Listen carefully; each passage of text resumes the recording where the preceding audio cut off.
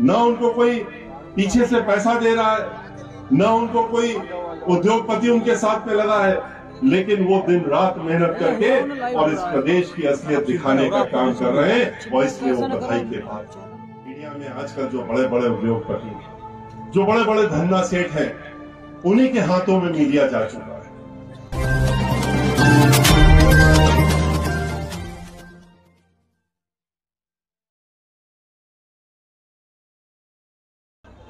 मैं अपनी बात शुरू करने के पहले ये कहना चाहूंगा कि जैसे जैसे दिन बीत रहे हैं, हर दिन आपको देखने को मिल रहा होगा कि मीडिया में बदलाव आ रहा है। मीडिया को भी ये लग रहा है कि 3 महीने बाद तो असलियत सामने आ जाएगी। बहुजन समाज पार्टी की पूर्ण बहुमत की सरकार बन चुकी होगी। बहन मायावती जी उत्तर प्रदेश की 5वीं बार मुख्यमंत्री बन चुकी होंगी। तो तब हम लोग क्या करेंगे? हम लोग क्या फिर 2007 की तरह बैठ करके कहेंगे कि नहीं, हम लोगों से गलती हो गई, हम लोग आंकड़े नहीं लगा पाए, हम लोग सही नहीं समझ पाए, हम लोग तो 30-40 का आंकड़ा देते थे 2007 में, और 2007 में पूर्ण बहुमत की सरकार बनी थी।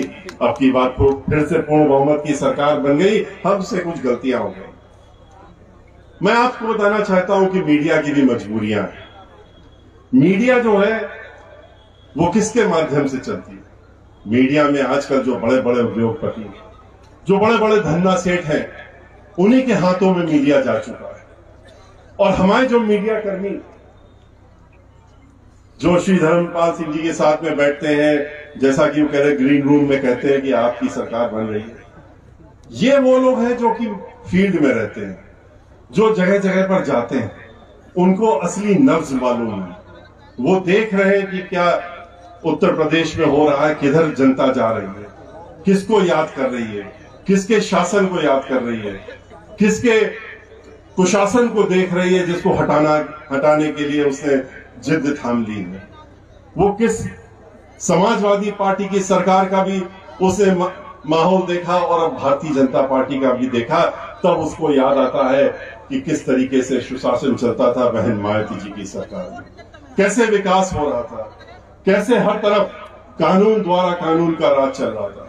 तो ये वो लोग हैं मीडिया के लोग जो कि बैठ करके अलग बात करते हैं, लेकिन जब वो मीडिया में जाकर के बात रखने की बात करते हैं तो ऊपर से जो निर्देश होते हैं, जहां पर पूंजीपति जिनके की मीडिया के ये ज्यादातर जो मीडिया के आप चैनल्स देखते हैं वो हैं, वो उनको जो निर्देश देते हैं उनको करना पड़ता है। और उनकी भी मजबूरी होती है। वो अगर ऐसा नहीं करेंगे तो उनके ऊपर जो भारतीय जनता पार्टी है, जो सरकार में लोग बैठे हैं, उनका दबाव आ जाता है। तो इसलिए उनकी भी मजबूरी हो जाती है। इसलिए आपको इन चीजों को नजरअंदाज करना पड़ेगा। और आज मैं ये कह सकता हूं दावे के साथ में, सोशल मीडिया आप देख रहे हैं, हम लोग भी सोशल मीडिया देखते हैं। सोशल मीडिया जो ये एक अलग मीडिया हो गया है। ये जो मुख्य चैनल देखने को मिलते हैं ये पिछड़ गए हैं, ये 5 और 10% में रह गए हैं। 80-90% तो आपके जो मोबाइल में सोशल मीडिया चलता है वो चीजें दिखाने का काम करता है। और खुशी की बात है कि आज सोशल मीडिया पूरी तरीके से असलियत दिखाने का काम करने पे उतारू हो गया है। और बहुजन मीडिया जो उसमें खास तौर से है, उन्होंने तो पूरी छापेमारी कर दी है और दिखाने का काम कर दिया है कि कैसे बहुजन समाज पार्टी उत्तर प्रदेश में नंबर 1 पे चल रही है और अपनी पार्टी की सरकार बनाने का। मैं उनका धन्यवाद देता हूं कि वो अपने आप, न उनको कोई पीछे से पैसा दे रहा है, न उनको कोई उद्योगपति उनके साथ में लगा है, लेकिन वो दिन रात मेहनत करके और इस प्रदेश की असलियत दिखाने का काम कर रहे हैं। और इसलिए वो बधाई के पात्र। बधाई के पात्र वो भी हैं जिन्होंने आज यहाँ पर बहुत बड़ी संख्या में, बहुत बड़ी लंबी लिस्ट थी। श्री नकुल दुबे जी ने कुछ मुख्य नाम पढ़ दिए थे ऊपर के, बाकी लिस्ट नहीं पढ़ी थी। आपने देखा कि काफी बड़ी संख्या में लोग तो मंच पर भी आए, हमारी छोटी बहनें भी आई, महिलाएं भी आई, पुरुष भी आए, जो इधर उधर कहीं चले गए थे, भटक गए थे, बहक गए थे, वो सब आज वापस आकर के उन्होंने, चाहे वो भीम आर्मी पार्टी हो चाहे कहीं पर भी हो, उसको छोड़ करके किनारा करके और उन्होंने आज बहुजन समाज पार्टी का दामन थामने का काम किया है और ये प्रण लिया है कि अब की बार 5वीं बार बहन मायावती जी को उत्तर प्रदेश का मुख्यमंत्री बना करके ही दम लेने का काम करेंगे। और इसके पीछे कारण भी है। अभी अभी आखिरी में हमसे एक नौजवान साथी था, वो मिला करके उसने बताया हमको, फूल देने के बाद बताया कि हम शब्बीरपुर गांव से। शब्बीरपुर गांव का नाम सुनते ही हमको वो मंजर याद आ गया। शब्बीरपुर गांव आपके जिले का, किस तरीके से वहां पर उत्पात मचाने का काम सहारनपुर में भारतीय जनता पार्टी की सरकार बनी थी और इन्होंने अपना असली रूप चेहरा दिखाने का काम शब्बीरपुर से किया था। और वहां पर कैसे प्रायोजित ढंग से इन्होंने दंगा फैलाने के लिए और किस तरीके से आपस में लड़ाने के लिए और आपस में जाति धर्म में भिड़ाने के लिए इन्होंने एक षड्यंत्र रचा था, वो भी आपने देखा था। और हम लोग तो खुद, हमें तो याद है, हम लोग तो संसद में थे, उस समय संसद चल रहा था। बहन मायावती जी राज्यसभा की सांसद थी, हम लोगों के साथ में थी। उन्होंने शब्बीरपुर गांव सहारनपुर में जब उसका नाम देखा तो सहारनपुर तो उनके दिल से लगा हुआ है। यहाँ पर उन्होंने गांव गांव में जाकर के काम किया है।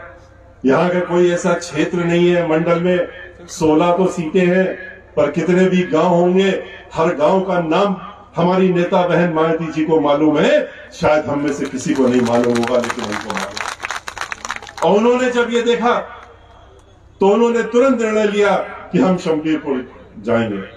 उन्होंने जो सरकार में बैठे हैं लोग, उनको सूचना दी, क्योंकि उनकी सिक्योरिटी, उनकी आने के बाद यहाँ पर जिस तरह से माहौल था, तो वो देखते हुए सूचना दी गई कि यहाँ पर उचित सिक्योरिटी का काम किया जाए और हेलीकॉप्टर से आने की परमिशन मांगी जाए। लेकिन आप लोगों को शायद नहीं मालूम होगा, या मालूम भी है, क्योंकि बहुत ज्यादा समय नहीं हुआ है उस चीज को गुजरे हुए। उनको सिक्योरिटी के कारण होने के बाद भी हेलीकॉप्टर तो हम लोग अपना खुद लेकर के इंतजाम करके ला रहे थे, लेकिन सरकार ने परमिशन नहीं दी थी। और क्यों नहीं दी थी? उन्होंने सोचा था शायद बहन मायावती जी अगर परमिशन नहीं देंगे तो वो रुक जाएंगी और दिल्ली से यहाँ पर सहारनपुर नहीं आएंगे। उन्होंने तुरंत निर्णय लिया, अपने सिक्योरिटी वालों को बुलाया और उन्होंने कहा कि हमारी गाड़ियां तैयार करो और हम अपनी गाड़ी से सहारनपुर जाएंगे, शब्बीरपुर जाने का काम। और वो शब्बीरपुर आई, हम भी उनके साथ में थे, और चूंकि हम उनके साथ चल करके आए थे, हमने देखा किस तरह का माहौल था। जैसे ही सूचना मिली लोगों को कि बहन मायावती जी शब्बीरपुर आ रही हैं और उनको परमिशन नहीं मिली, वो कार से आ रही हैं, तो हमने तो वो मंजर देखा कि दिल्ली से लेके सहारनपुर तक हम लोगों को 8 घंटे लगे थे आने पर। क्यों लगे थे? क्योंकि पूरे रास्ते में दोनों तरफ बहन मायावती जी के लिए लोग खड़े हुए थे और उनके स्वागत के लिए, उनकी सुरक्षा के इंतजाम के लिए यहाँ के लोग इकट्ठा हो गए थे, दिल्ली से लेके सहारनपुर तक। और उसके बाद वो शब्बीरपुर गई थी। उन्होंने शब्बीरपुर में जाकर के, सिक्योरिटी की वहां कोई इंतजाम नहीं था, लेकिन मैं बधाई देता हूं यहाँ के लोगों को कि लोगों ने कवच बनाया था। यहाँ के लोगों ने अपना खुद का कवच बना करके, और बहन मायावती जी के चारों तरफ वो जब घर में गई देखने, जहां आग लगाई गई थी, जहां पर जिस तरह से जहां पर ये हुआ था किस्सा, वो सब देखने गए, हम भी साथ में थे। लेकिन लोगों ने कहा कि ठीक है, सरकार सुरक्षा नहीं दे रही है, सरकार इंतजाम नहीं कर रही है, तो हम लोग यहाँ खड़े हैं आपके साथ में, और लोग खड़े रहे। उसके बाद आपने देखा कि लौट करके जब यहां से हम लोग वापस गए तो लौटते समय हादसा हुआ। षड्यंत्र रचा गया था, तैयारियां थी, कुछ षड्यंत्र के तहत में कुछ गलत इरादे थे लोगों के, लेकिन उनको नहीं मालूम था कि तब तक हमने ऊपर हम लोगों ने बात की थी, और बात करने के बाद यहां से परमिशन लेकर के लौटने का काम हेलीकॉप्टर से गए थे। लेकिन जो लोग लौट रहे थे वो भी लोगों को याद होगा कि उस समय हादसा हुआ था और कुछ लोग मार दिए गए थे। बहन मायावती जी ने जब लौटी वहां पर राज्यसभा में, वो राज्यसभा का आप लोगों ने स्पीच देखा होगा, यूट्यूब में है, हर जगह है। सहारनपुर के लोगों को तो वो तो रोज देखना चाहिए। क्योंकि आपके लिए उन्होंने इतनी बड़ी कुर्बानी दी थी। उन्होंने यहां पर आने का जो काम किया वो तो अलग था, ये आपका हौसला बढ़ाने का काम किया वो तो अलग था।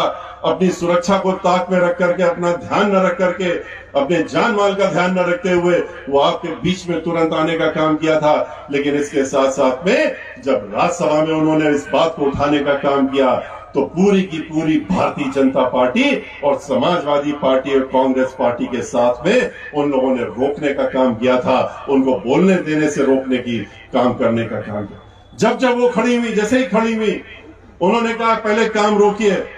उपाध्यक्ष जी बैठे हुए थे, उन्होंने कहा काम रोकिए, हम पहले अपने शब्बीरपुर की और सहारनपुर की बात करना चाहते हैं। उन्होंने अपनी बात रखना शुरू किया, ये सारे लोग खड़े हो गए और शोर करने लगे, उनको बोलने देने से उन्होंने रोकने का काम किया। लेकिन बहन मायावती जी ने राज्यसभा के जो साल भर से और काफी समय बचा हुआ था, उन्होंने राज्यसभा की चिंता न करते हुए फिर उन्होंने उसी समय निर्णय लिया, वहीं पर बोलते बोलते निर्णय लिया और उन्होंने कहा कि अगर हम अपने लोगों की बात इस सदन में नहीं कर सकते तो लानत है हमारी इस सदन में बैठने की, और हम इस सदन को छोड़ते हैं और हम यहां से इस्तीफा देते हैं।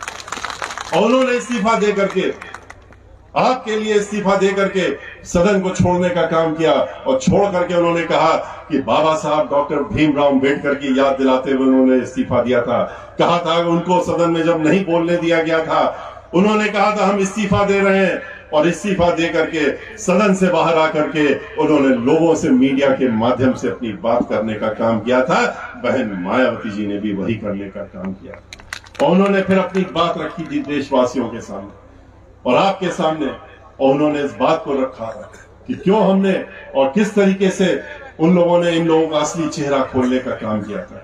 ये वही भारतीय जनता पार्टी है जो आज सरकार चला रही है। जिस तरह से दहशत का माहौल इन्होंने उस समय फैलाने का काम किया था, उनको आप कैसे भूल सकते हैं। जैसे कि समाजवादी पार्टी को हमारे दलित समाज के भाई बहन अगर उनके साथ में खड़े भी नजर आते हैं तो मुझे बहुत बड़ा झटका लगता है। बहुत बड़ा झटका इसलिए लगता है कि रिजर्वेशन इन प्रमोशन, संसद में जब बिल पास हुआ, संविधान का बिल पास हुआ, संविधान संशोधन का बिल पास हुआ, तो उस समय राज्यसभा में बहन मायावती जी थी, हम भी उनके साथ में खड़े थे और उनकी वजह से वो बिल वहां से पास हुआ था। समाजवादी पार्टी के मेंबर ऑफ पार्लियामेंट जो थे, उन्होंने तो वहां पर पूरा आतंक माहौल फैलाने का काम किया था। गिलास तोड़ा था, शीशा तक तोड़ दिया था, गिलास तोड़ करके बात, जिससे कि संशोधन बिल पारित ना हो। उन्होंने हर तरह के वहां ड्रामे किए थे। मुझे तो इसलिए याद है कि मेरे ही बगल में खड़े होकर के उन्होंने ग्लास तोड़ने का काम किया था और उसकी कांच जो हमारे हाथ में लगी थी, हमारे हाथ से खून निकला था। और उसके बाद उन्होंने, लेकिन हम लोग वहां पर डटे रहे। बहन मायावती जी की मौजूदगी की वजह से मजबूरन वो बिल वहां से पास हुआ था, संविधान संशोधन का। जब लोकसभा में गया तो हम लोग वहां ऊपर से देख रहे थे। बहन मायावती जी पहली बार ऊपर बैठ करके उन्होंने देखने का काम किया था कि नीचे क्या हो रहा, जरा हम भी तो देखें। और उन्होंने अपनी आंखों से देखा था किस तरीके से कांग्रेस पार्टी, भारतीय जनता पार्टी पहले से तैयार थे। भारतीय जनता पार्टी तो जैसे ही संविधान बिल का नाम लिया गया, सबके सब खड़े हो गए और विरोध करने लगे। कांग्रेस पार्टी ने पहले से ही षड्यंत्र रचा हुआ था समाजवादी पार्टी के साथ में, और ये तय कर रखा था किस तरीके से उनका मेंबर ऑफ पार्लियामेंट आएगा और आकर के वो बिल फाड़ने का काम करेगा। और समाजवादी पार्टी, उसको देखिए, जैसे ही बिल पेश हुआ, उसने तो अपने सांसद, और वो भी कैसे सांसद को, जो कि दलित समाज से सांसद था, उसको भेजा और भेज करके जिससे कि पूरे देश में एक मैसेज जाए कि देखिए ये दलित समाज के सांसद हैं जो अपने ही बारे में बिल फाड़ने का काम कर रहे हैं। और उनसे बिल फाड़वाने का काम किया और बिल फाड़वा करके उन्होंने संविधान संशोधन को पारित नहीं होने दिया। और आज इतने वर्ष हो गए हैं, रोज वहां पर भारतीय जनता पार्टी, कांग्रेस पार्टी ये मिलकर के आपस में पहले से तय करके, और समाजवादी पार्टी के लोग आए दिन बिल पास करते रहते हैं। किसानों का बिल किस तरीके से पास हुआ ये सबने देखा, लेकिन ये वाला बिल वहां पर पेश करने का काम नहीं करते हैं और न करेंगे। इनकी नीयत में खोट है। तो आपको पहचानना चाहिए समाजवादी पार्टी की असलियत। ऐसे लोग उनके साथ में जब कोई साथ में खड़े होने का काम करता है, खास तौर से हमारे दलित समाज के भाई बहन, तो उनको भी अपनी सोचना चाहिए कि हम क्या कर रहे हैं, हम किस पार्टी के साथ में खड़े हो रहे हैं, जिसने कि हमारे ही पीठ में छुरी मारी और उसके साथ में खड़े होकर के साथ देने का काम कर रहे हैं। कांग्रेस पार्टी जिसने साजिश की तरह ये काम किया, इसके साथ खड़े हो रहे हैं। और भारतीय जनता पार्टी का तो विरोध रहता ही है।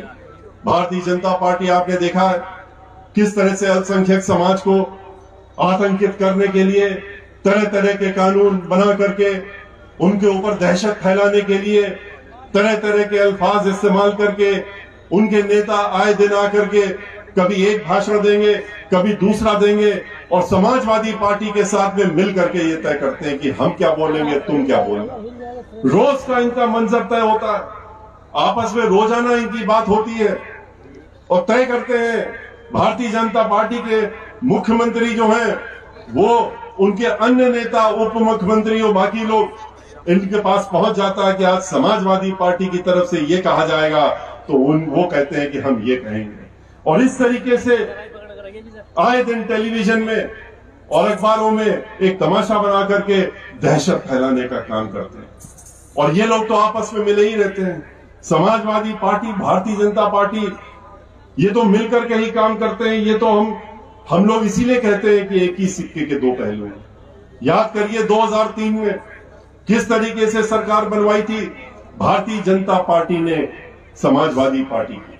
कांग्रेस पार्टी ने तो समर्थन दे रखा था खुला, भारतीय जनता पार्टी ने बहुजन समाज पार्टी के सहते से मिले तोड़ करके और उसका विलय उनका विलय कराने का काम किया था उनके अध्यक्ष जी ने। और समाजवादी पार्टी की सरकार बनवाई थी, फिर समर्थन भी दिया था और उसके बाद समाजवादी पार्टी की सरकार को 2007 तक चलाने का काम किया था। तो ये एक दूसरे से तो मिलकर के शुरू से रहते हैं और मिलकर के ही योजना बनाते हैं। और इसको समझने की जरूरत है हमारे साथियों को। ये सिर्फ आपका नाम लेंगे, अगर आपके साथ होते हमारे अल्पसंख्यक समाज के लोग, उनको भी सोचने की जरूरत है कि अगर ये आपके साथ में थे तो पूछिए कि 5 साल जब इनकी सरकार रही तो उस सरकार में कितने दंगे हुए। हमारे जाट समाज के लोग, हमारे गुर्जर समाज के लोग आज समाजवादी पार्टी का चेहरा भी नहीं देखना चाहते, नाम भी नहीं सुनना चाहते। क्यों? क्योंकि ये जानते हैं कि ये वो लोग हैं जो कि आपस में भाईचारा खत्म करा करके और लोगों को लड़वाने की योजना बनाते हैं, लोगों को भिड़ाने की योजना बनाते हैं, दंगे फसाद कराते हैं। और एक दो दंगे नहीं, सैकड़ों की संख्या में इन्होंने दंगे कराने का काम किया। ये आपने भी देखा और हम लोगों ने भी देखा। क्यों नहीं बहन मायावती जी की सरकार होती दंगे होते? एक भी दंगा नहीं, एक भी फसाद नहीं। 5 साल सरकार चली, भाईचारे के साथ चली, आपस में मिल करके चली। सर्वजन हिताय सर्वजन सुखाय की बात हम लोग खाली करते नहीं है, हम लोगों ने अमली जामा पहना के दिखाया। और किस तरीके से सर्वजन सुखाय और हिताय की सरकार चलाई है, ये सबने देखा। कोई समाज उत्तर प्रदेश में, चाहे वो पिछड़ा वर्ग का समाज हो, चाहे वो अल्पसंख्यक समाज का हो, चाहे वो दलित समाज के भाई बहन हो, चाहे वो ब्राह्मण समाज के लोग हो, जिनके ऊपर आजकल एक तरफा हत्या कराने का काम चल रहा है पूरे प्रदेश में, एक सिरे से दूसरे सिरे तक रोज एनकाउंटर हो रहे हैं, रोज हत्याएं हो रही हैं। तो इस तरह का समाज उन लोगों ने भी देखा कि किस तरह से हम लोगों ने चलाने का काम किया था। आज दलित समाज के ऊपर जिस तरह से अत्याचार उत्तर प्रदेश में हो रहे हैं, किसी से छिपा है? पूरे के पूरे परिवार मार दिए जाते हैं। आप देख लीजिए प्रयागराज में क्या हुआ, अन्य एक जिले में हो तो बताएं आपको। हर दिन अखबार उठाइए तो किसी न किसी जिले में परिवार के 4 लोग मार दिए गए, 2 लोग मार दिए गए। ब्राह्मण समाज के 500 से ज्यादा लोगों को गोलियों से मार दिया गया। कितने एनकाउंटर हो गए।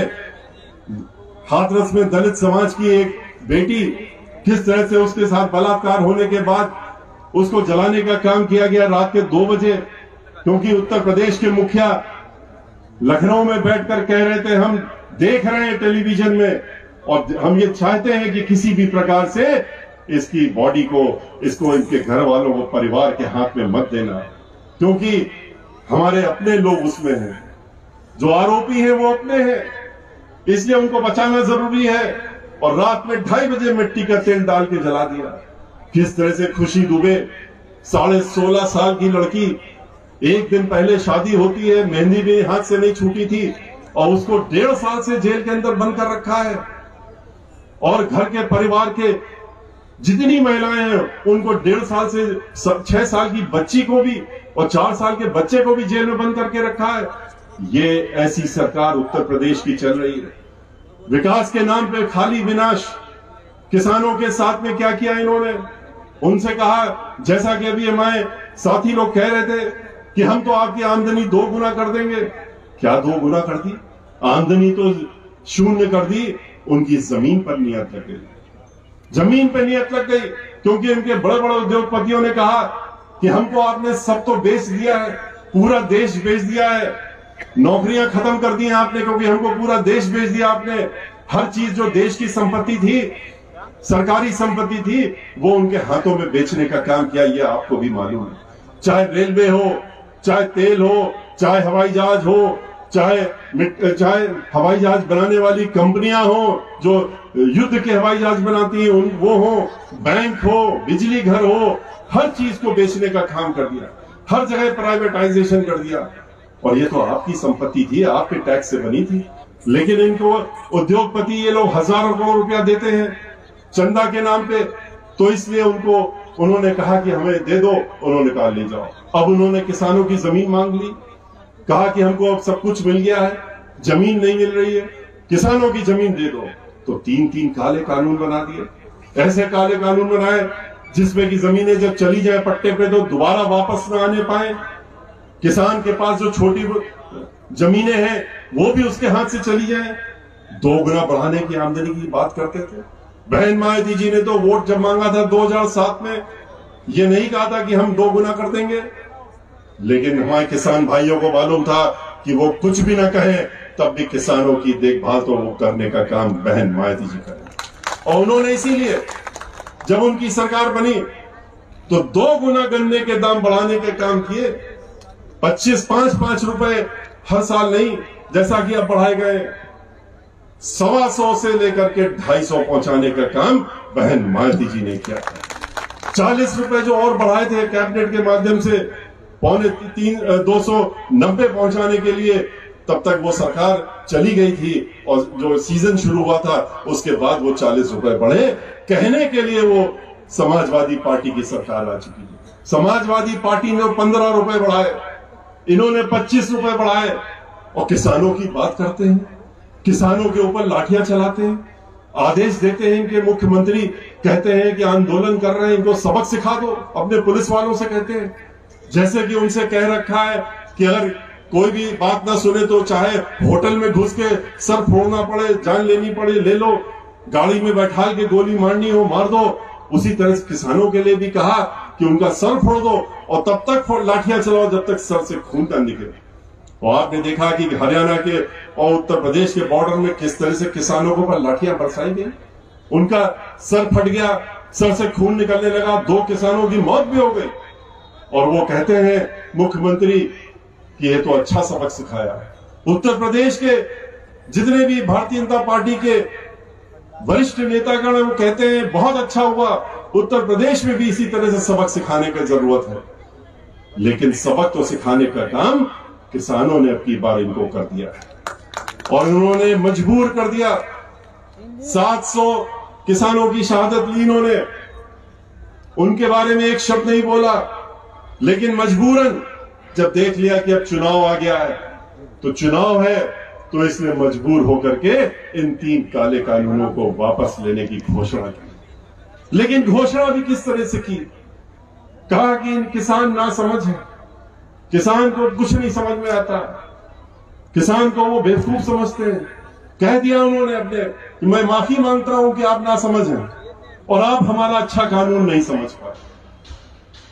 आप ये किसान से कह रहे हैं जो आपका अन्नदाता है, जो आपको रोटी रोजी देता है, जिसकी वजह से आप जिंदा हैं, उसके लिए आप कहते हैं आप ना समझ हैं, आपकी समझ नहीं है और इसलिए हम अभी इसको वापस ले रहे हैं। और इनके नेताओं ने तो उसके बाद तुरंत कह दिया गवर्नर साहब ने भी एक कह दिया, कहा कि ये तो नासमझी की वजह से इनका वापस लेना पड़ा, लेकिन कुछ समय के लिए है, इसके बाद हम लोग फिर से निर्णय लेंगे। यानी कि खुलासा कर दिया, अपनी नीयत खोल दी। और नीयत इनकी यह है कि चुनाव हो जाने दीजिए उत्तर प्रदेश के, और उसके बाद हम इस कानून को दोबारा से लाएंगे, क्योंकि उद्योगपतियों से जो करोड़ों रुपया ले रखा है, हजारों करोड़ रुपया ले रखा है, उसका वरना वो वापस करना पड़ेगा। इसलिए अभी चुनाव तक खाली इसको वापस लेने का। इसलिए हमारे किसान भाइयों को इस बात को बहुत ध्यान में रखने की जरूरत है, इनकी इन बातों को, और इनको सबक सिखाने का समय तो आप सबके हाथ में आ गया है। किसानों के हाथ में आ गया, महिलाओं के हाथ में आ गया, अध्यापकों के हाथ में आ गया।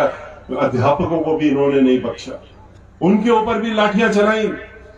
जब वो बेरोजगारी को लेकर के और अध्यापकों को जो नियुक्ति में इन्होंने घपले किए उसको लेकर के विधानसभा के सामने पहुंचे, तो उनके ऊपर भी लाठियां चलाई, उनके सर भी फाड़ने का काम किया। एक महिला ने तो अपना सर मुड़वाने का काम किया। इतनी परेशान हो गई, उसने विधानसभा के सामने अपना सर मुड़वाया। लोगों ने कहा कि क्यों मुड़वा दिया सर? उसने कहा कि हम अंत्योष्टि कर रहे हैं इस सरकार की, सामूहिक रूप से हम इसको अपना सर मुड़वाने का काम कर रहे हैं। लेकिन इनको कोई फर्क नहीं पड़ता। अगले दिन मुख्यमंत्री जी का बयान आ गया। उन्होंने क्या कहा? उन्होंने कहा ये शिक्षक जो है ये इसी लायक है। पहले तो उनसे वोट लिया था, कहा था आइए आप हमारे साथ में आइए, हमको वोट दीजिए, हम आपको भत्ता देंगे, आपको नौकरियां देंगे। वित्तहीन शिक्षकों से कहा कि आप हमारे साथ में आइए, 20 लाख से ज्यादा है, आप वोट दीजिए, हम आपको आपका नियमावली भी बनाएंगे और आपको साथ में भत्ता भी देंगे। लेकिन जब कुछ नहीं दिया, आंदोलन किया, तो लाठियां देने का काम किया और यहां तक कह दिया कि ये जो अध्यापक लोग हैं ये इसी लायक है। इन्होंने पिछले जन्म में अपने कुकर्म किए थे और इसलिए इस जन्म में ये अध्यापक बने और इसलिए इनका ऐसे ही स्वागत होना चाहिए। ये कौन कह रहा है? अगर मुखिया इस तरह की बात एक अध्यापक के बारे में कहे जो कि पढ़ाने का काम करते हैं, हम सबको, हम लोगों के गुरु होते हैं, उनके बारे में इस तरह कहना कि उन्होंने पिछले जन्म में कुकर्म किए थे, पाप किए थे और इसलिए इस जन्म में अध्यापक बने हैं, इससे ज्यादा गिरी हुई बात क्या हो सकती है? लेकिन इन लोगों के अंदर अभी मद से चूर है।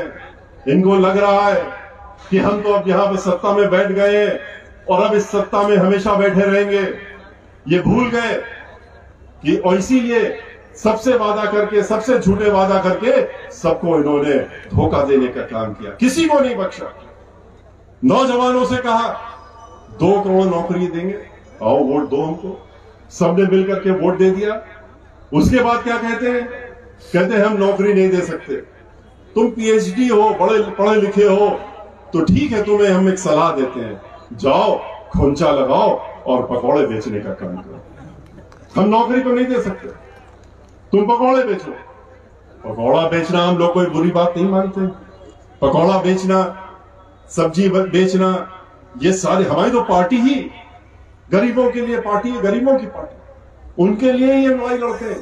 लेकिन धोखा तो नहीं देना चाहिए। पढ़े लिखे इन नौयुवकों को ये कहना कि हम आपको रोजगार देंगे और उसके बाद ये कह दो कि तुम पकौड़ा बेचो, तो धोखा देने की बात हुई। इसलिए इन्होंने खाली इनको धोखा नहीं दिया, किसानों को खाली धोखा नहीं दिया, अध्यापकों को खाली धोखा नहीं दिया, महिलाओं को भी धोखा दिया। महिलाओं से कहा कि आप हमको वोट दीजिए, बहुत बड़ी शक्ति, 50% की शक्ति है हमारी महिलाओं की।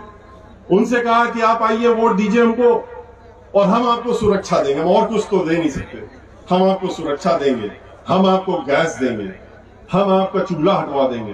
क्या किया इन्होंने? गैस का सिलेंडर पकड़ाया और वो गैस का सिलेंडर 200 का जो मिलता था उसको 1200 पहुंचाने का काम कर दिया। जिस तरह से पेट्रोल जो 70 रुपए का था 110 पहुंचाने का काम किया, डीजल को 100 के पार करने का काम किया। महिलाओं को आपने झूठ बोल करके पहले वोट लिया और दूसरा झूठा वादा क्या किया? कहा कि हम तुम्हें सुरक्षा देंगे, हम सुरक्षा देंगे। और सुरक्षा देने के नाम पे क्या किया? महिलाओं ने तो वोट दे दिया, कई लोगों ने तो इनको वोट धर्म के नाम पे दे दिया। धर्म का इनका असली चेहरा तो हम पहले ही खोल चुके हैं पूरे उत्तर प्रदेश में घूम करके, हर 75 जिले में। जब प्रबुद्ध सम्मेलन हमने किए थे, अयोध्या से शुरू किया था और सब जगह जा करके इनका असली चेहरा खोलने का काम किया था कि धर्म की बात करते हैं, कितने बड़े अधर्मी है ये लोग। लेकिन महिलाओं से कहा था सुरक्षा देंगे, कैसी सुरक्षा दी आपने? आज जो इनकी एनसीआरबी की रिपोर्ट है, सरकारी रिपोर्ट है, उसके हिसाब से हर 2 घंटे में एक महिला के साथ में बलात्कार होता है, उसके साथ में दुराचार होता है उत्तर प्रदेश में। क्या यही सुरक्षा मांगी थी? बहन मायावती जी का शासनकाल याद करिए, रात के 12 बजे भी अगर किसी महिला को घर से जाने की जरूरत पड़ती थी, वो निकलने में हिचकती नहीं थी, सोचती भी नहीं थी, अपने काम से निकल जाती थी, क्योंकि उसको ये मालूम था कि हमारी तरफ कोई गलत निगाह उठा के नहीं देख सकता, क्योंकि उत्तर प्रदेश की मुखिया बहन मायावती जी हैं। किसी की मजाल नहीं, कानून द्वारा कानून का राज चला करके उन्होंने दिखाया। उन्होंने कानून द्वारा कानून राज चलाने के लिए गुंडों माफियाओं को जो उनके साथ में होना चाहिए वो तो किया ही था, लेकिन उन्होंने अपने लोगों को भी नहीं बख्शा। अगर पार्टी के लोगों ने भी कानून को अपने हाथ में लेने की कोशिश की, पूरे देश को मालूम है कि बहुजन समाज पार्टी की सरकार को बने हुए सिर्फ 15 दिन हुए थे और हमारे ही एक सांसद ने लोकसभा के कानून को अपने हाथ में लेने का काम किया था, कुछ गरीबों की झोपड़ियों पे बुलडोजर चलाने का काम किया था। बहन मायावती जी ने बुला करके और अपने घर में बुला करके वहीं से हथकड़ी लगा करके जेल में भिजवाने का काम किया। आज गरीबी उत्तर प्रदेश में, पूरे देश में सबसे ज्यादा गरीबी अगर है तो आज सरकारी रिपोर्ट कहती है कि उत्तर प्रदेश में। आज उत्तर प्रदेश को अगर कानून व्यवस्था में सबसे नीचे है देश में तो उत्तर प्रदेश है। हर चीज में सबसे निम्न स्तर पर पहुंचाने का काम आज उत्तर प्रदेश। आप समाजवादी पार्टी की सरकार को भी याद करिए, किस तरीके से जब उनकी सरकार आती थी, गुंडागर्दी, माफियागर्दी, दहशतगर्दी, लूट मार, फिरौती, डकैती, बलात्कार, इसकी छड़ी लग जाती थी। एक सरकार बनते ही 24 घंटे में सब शुरू हो जाती थी।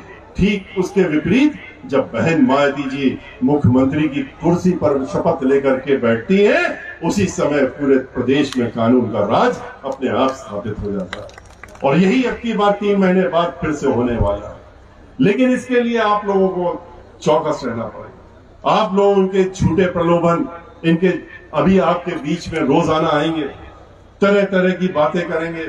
इनके हाथ में कुछ नहीं बचा है, तो कभी धर्म के नाम पे, कभी देश के नाम पे, कभी किसी और चीज के नाम पे आप लोगों को झूठे वादे के नाम पे आपसे वोट मांगने का काम करेंगे। लेकिन अब की बार अगर आप चूक गए तो आप आने वाली पुश्तों के लिए आप खुद जिम्मेदार होंगे। वो आपको जिम्मेदार ठहराने का काम करेंगे कि आपके हाथ में मौका आया था और आपने गंवाने का काम किया। मेरा चैनल, आपका चैनल, समाज का चैनल, देश का चैनल NV News 24/7 को आप लाइक करें, सब्सक्राइब करें और ज्यादा से ज्यादा इसकी वीडियो को शेयर करें ताकि हर खबर को मैं आप तक आसानी से पहुंचा सकूं।